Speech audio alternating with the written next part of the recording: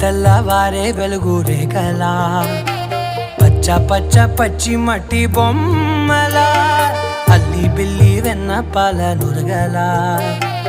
అచ్చ తెలుగు ఇంటి పూల కొమ్మలా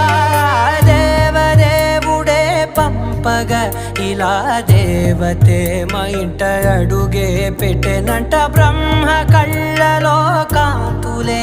మా అమ్మలా మా కోసం మళ్ళీ లాలి పాడేనంట.